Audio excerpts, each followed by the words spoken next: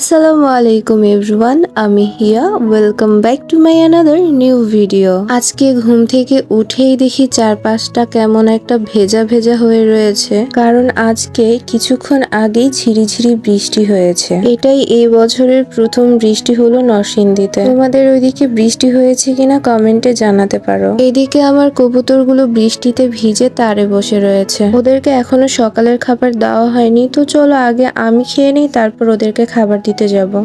এই তো আমি সকালের নাস্তা নিয়ে বসে পড়েছি। আম্মু আমার জন্য সকালবেলা গরম গরম ভাত রান্না করেছে, আর ভোর রাতের তরকারি ছিল, সেটা দিয়ে অল্প কয়টা খেয়ে নিচ্ছিলাম। খেতে ইচ্ছে না করলেও এখন জোর করে খাই, আমার ভিতরে একটু একটু করে বেড়ে ওঠা ছোট্ট প্রাণটাকে সুস্থ রাখার জন্য। যাই হোক, খাওয়া শেষ করে আমি আমার কবুতরগুলোর জন্য খাবার নিয়ে আসলাম। মাশাআল্লাহ, আমার কবুতরগুলো এত লক্ষ্মী ভাই। ওরা যত দূরেই থাকুক না কেন, আয় আয় করে ডাক দিলে সবগুলা চলে আসে। তখন যে আমার কি পরিমাণে একটা আনন্দ লাগে বলে বোঝানোর মতো না। তোমরা যারা পশু পাখি পালো তারা হয়তোবা বুঝতে পারবা আমার এই অনুভূতিটা। যাই হোক, সকাল সকাল ওদের জন্য ভাত নিয়ে এসেছিলাম, কারণ কালকের ভোর রাতে অনেক ভাত বেঁচে গিয়েছে, আর এগুলো যদি ওদেরকে সকাল সকাল খাবার না দিই তাহলে ভাতগুলো নষ্ট হয়ে যাবে। আল্লাহর রহমতে আমি আমার কবুতরগুলো যা খেতে দেই তাই সোনামুখ করে খেয়ে নেয়। ওদেরকে খাবার দেওয়ার সময় একটা কাকু আমাকে দেখে ডাক দিয়ে আমার হাতে আবার কয়টা বড়ই ধরাই দিছে। এই যে বড়িগুলো নিয়ে ঘরে চলে আসলাম। বড়িগুলোর চেহারা তো দেখতে বেশ ভালোই লাগছিল, তাই ভাবলাম দেরি না করে একটা ধুয়ে খেয়েই দেখি কেমন লাগে। যেই ভাবনা সেই কাজ। বড়িটা ধুয়ে মুখে দিয়ে কামড় দিয়ে দেখলাম, মাশাআল্লাহ বেশ মিষ্টি খেতে ছিল। এদিকে বাবা বাজারে গিয়েছিল, বাজার থেকে চলে এসেছে।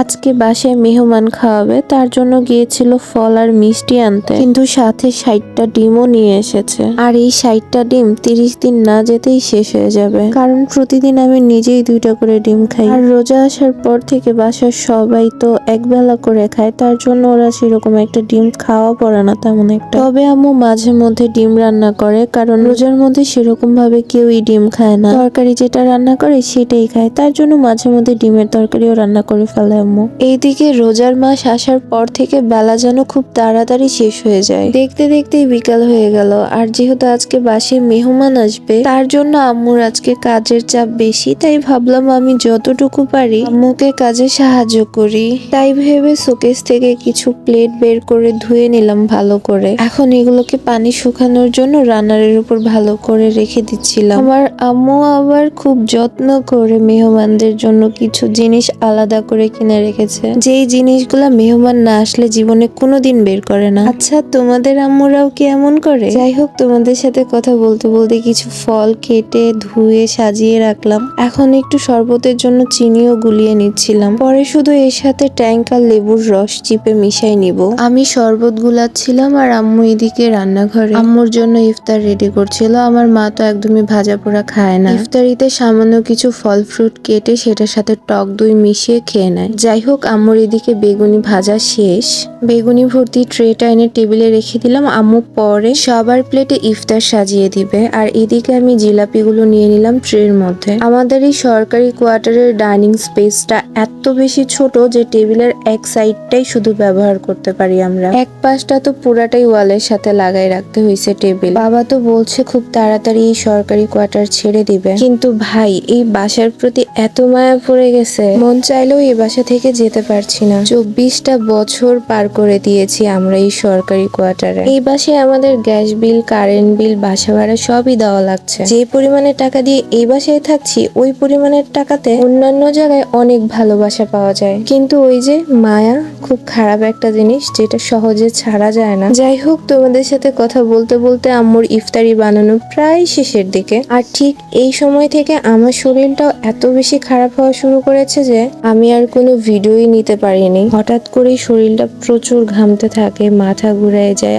আর বমি করে অসুস্থ হয়ে পুরো বিছনায় পড়ে গিয়েছিলাম, উঠে বসারও শক্তি পাচ্ছিলাম না। আর তার জন্য বাসায় মেহমান আসলো, তাদেরকে ঠিক কিভাবে আপ্যায়ন করা হলো ওইসব কোনো কিছুর ভিডিও ক্লিপ নেওয়া হয়নি। দুপুরে যা খেয়েছিলাম সেটা তো বেরই হয়ে গিয়েছিল বমি হয়ে, তারপর আর কিচ্ছু খেতে পারছিলাম না। তারপর এই নুডলসটা সিদ্ধ করে নিয়ে এসেছিলাম শুধু পানি দিয়ে, কিন্তু এটাও খেতে পারছিলাম না। গলার ভিতরে এত বেশি জ্বালা পোড়া করছিল, কিছু খেলেই মনে হচ্ছে যে গলার ভিতর আগুন ধরে যাচ্ছে। শেষমেশ এই নুডলসটাও খেতে পারিনি, শুধু এক গ্লাস দুধ আর একটা কলা খেয়ে ঘুমায় যেতে হয়েছিল। যাই হোক, আজকের ভিডিওটা এখানেই শেষ করছি। আল্লাহ যদি বাঁচায় রাখে আর সুস্থ থাকি তাহলে নেক্সট আবার ভিডিও দেখতে পাবা। কষ্ট করে একটা ভিডিওতে লাইক করে দিও। সবাই ভালো থেকো, সুস্থ থেকো। আল্লাহ হাফেজ।